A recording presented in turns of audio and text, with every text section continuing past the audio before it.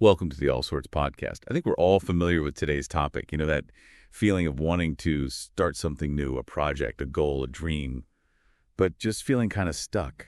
Yeah, totally. It's like we get caught up in the thinking and planning, but taking that first actual step feels almost impossible. Exactly. Mm. And that's what we're diving into today, the art of getting started on anything and everything.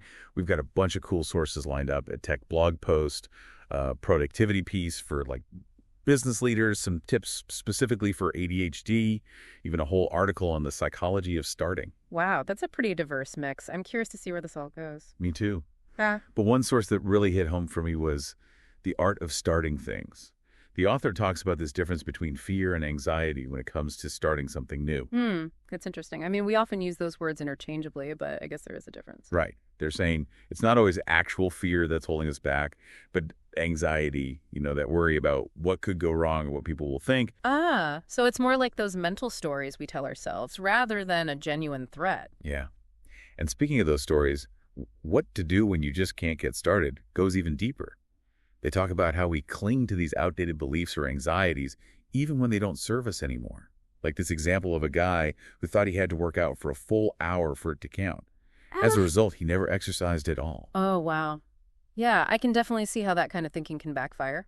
We get so fixated on those what ifs that we never even give ourselves a chance. So it seems like step one is recognizing those anxieties and questioning those negative narratives.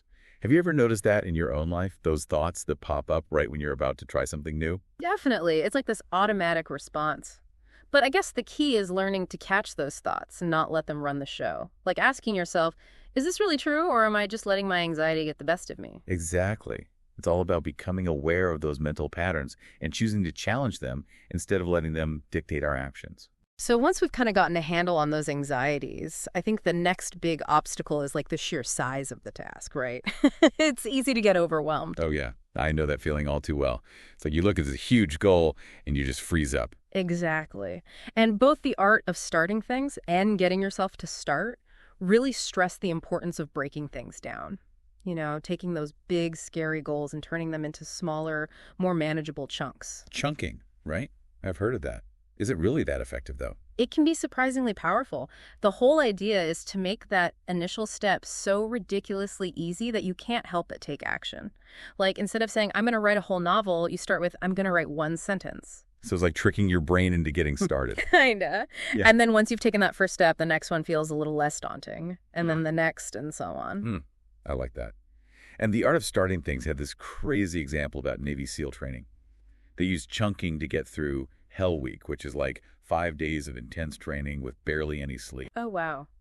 Yeah, if they can use it in that kind of extreme situation, I think we can definitely handle using it for our everyday goals. That's a great point. It really puts things into perspective. And, task initiation. Tips and Tricks for Getting Started, which is actually aimed at people with ADHD, has some really practical tips that can apply to anyone. They talk about using music to boost dopamine levels or setting a timer for short bursts of focused work. Oh, I love the timer technique. It's like having a clear start and end point makes even the most daunting tasks feel more manageable. Totally. It creates that sense of urgency and eliminates that feeling of an endless task stretching out before you. And on a similar note, How to Get Started on Anything talks a lot about the importance of minimizing distractions. Yeah. Especially digital ones. Oh, yes. Those are the worst. They suggest things like using Chrome's tap groups to keep your online workspace organized and focused, so you're not constantly bombarded with notifications and pop-ups. Oh, that's a great tip. I'm so guilty of having like a million tabs open at once. It's no wonder I get distracted so easily. Yeah. It's all about setting yourself up for success. Create a space, both physical and digital, that minimizes those temptations and allows you to really focus on the task at hand.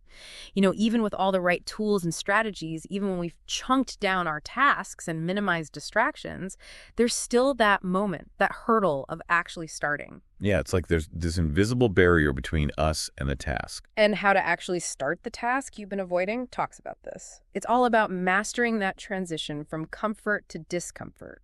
Because starting something new often means pushing ourselves outside our comfort zone. Exactly. And the author gives us 3 steps for getting better at making that transition. Oh, interesting. I'm listening. First is willpower, using that initial burst of energy to overcome the inertia.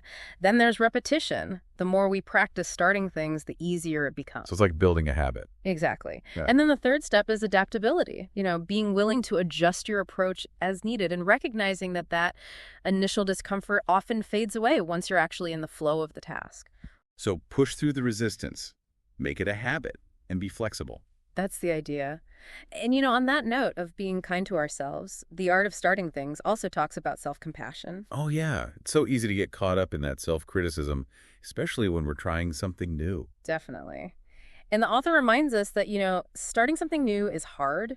It's okay to not be perfect right from the start. It's like that saying, perfect is the enemy of good. Exactly. Sometimes it's better to just start, embrace the imperfections, and focus on progress over perfection. I love that.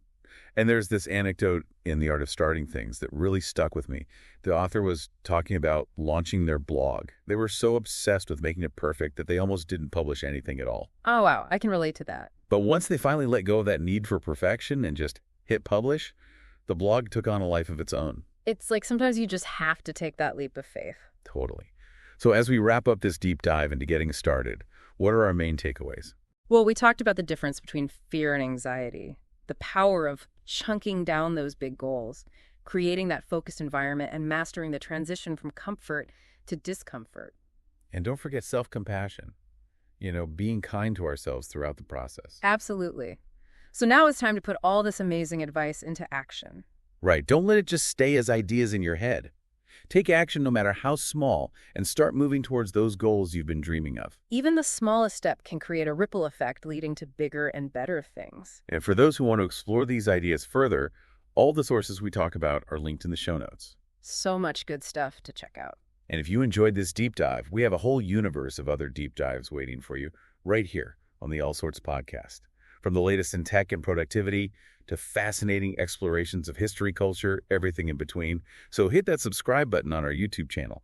Share this episode with your friends and follow us on X, Instagram, and Threads to join our awesome community. We love connecting with our listeners and hearing your thoughts. And before we go, I want to leave you with this. What's that one thing you've been putting off, that dream or project that's been simmering in the back of your mind?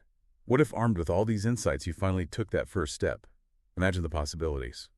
So until next time, keep exploring, keep learning, and keep those creative sparks flying. This is the All Sorts Podcast, signing off.